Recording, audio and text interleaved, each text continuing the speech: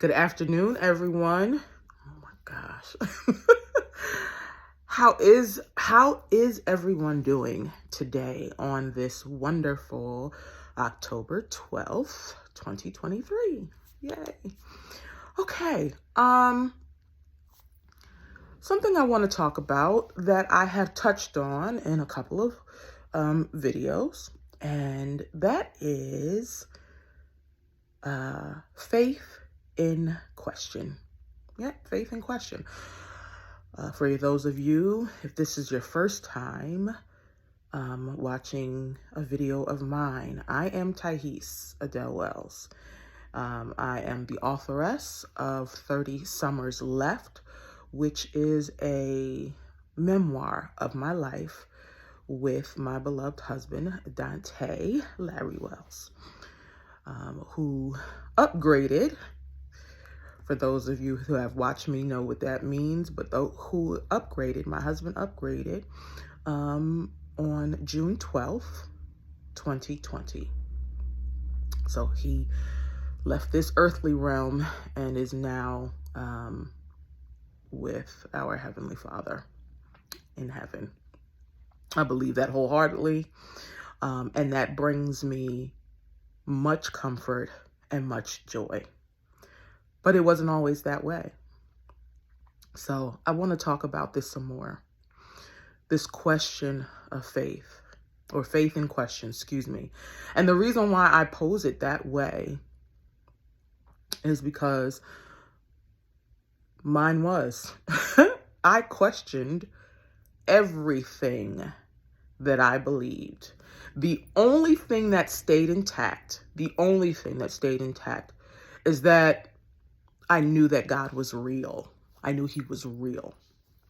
That was the only thing. But when I tell you that I questioned everything in regards to my faith, I did. And so you may be watching this today, whenever you watch this, and you say, yep, Thais, that was me. That was my hand being raised. You might say, yeah, that's me. I'm questioning everything. Why this God, and why that God, and why this? And maybe you are so angry you don't even use his name. You don't call him God. You don't call him anything, but you just have these questions. I was where you are, where you may be right now. I was there. My faith was in question, everything that I believed. And I'll tell you the reason why. The reason, huge part of that, is because not only was I praying for my husband's health. My husband was a juvenile diabetic, which led to other complications shortly after meeting me. And while, obviously I was not the cause of his diabetes. However,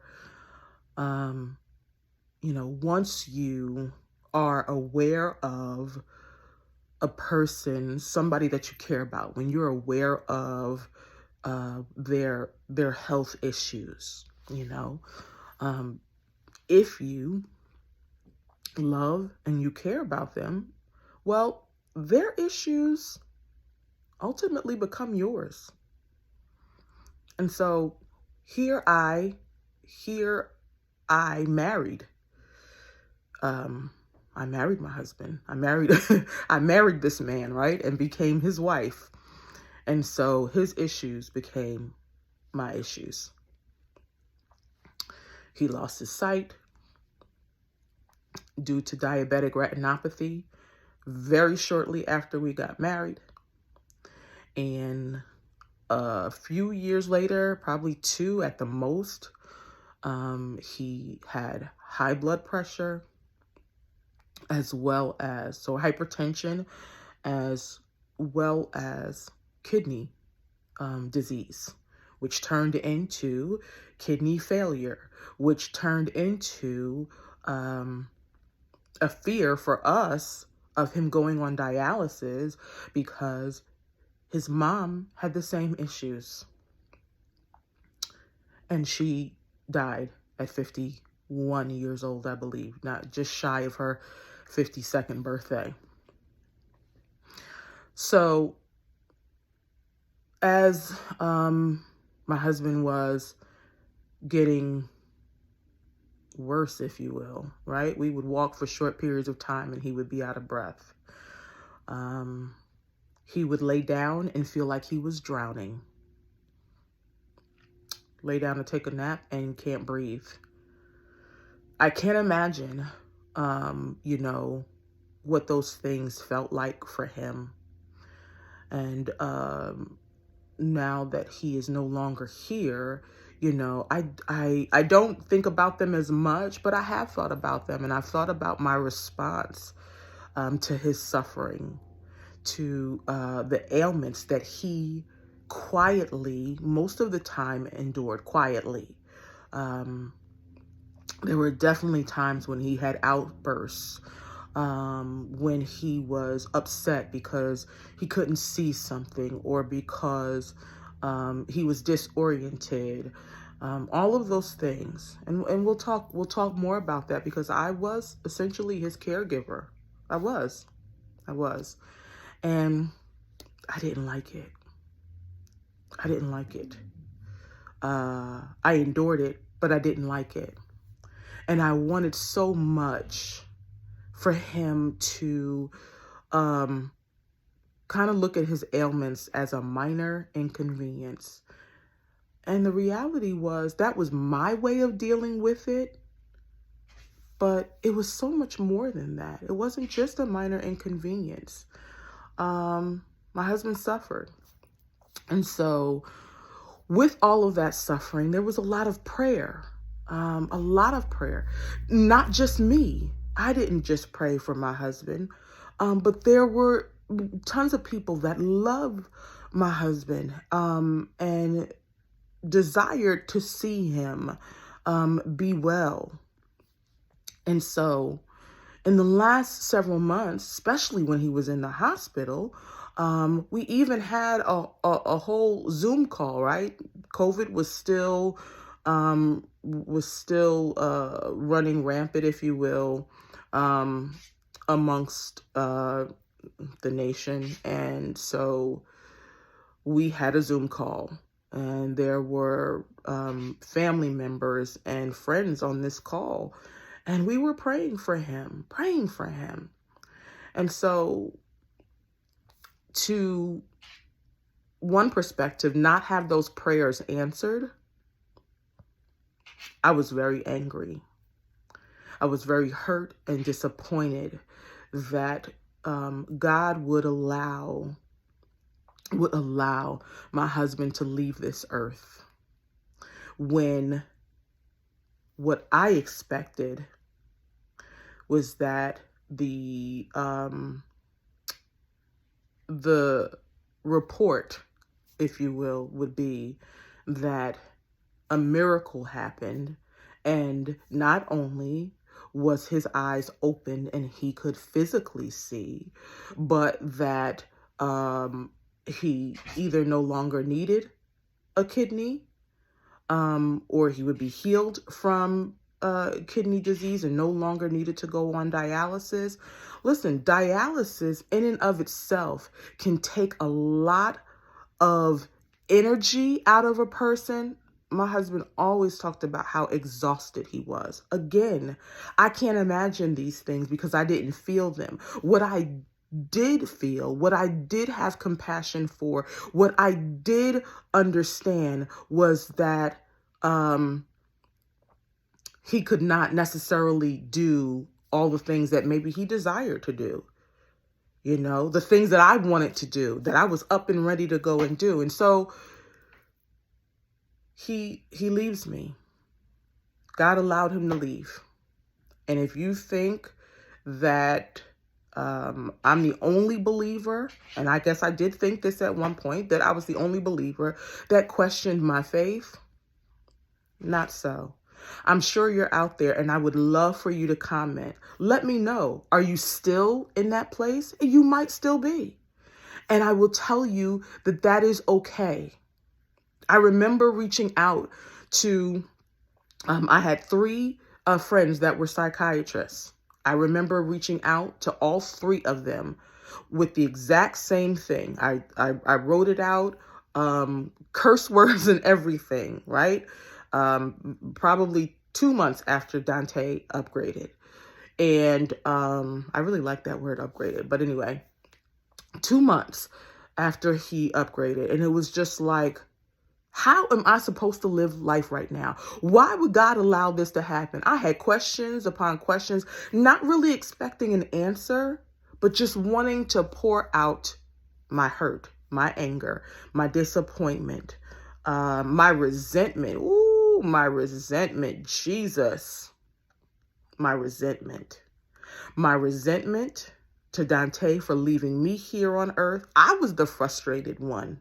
I was the one that was discontented with life's daily activities. How come he gets to leave?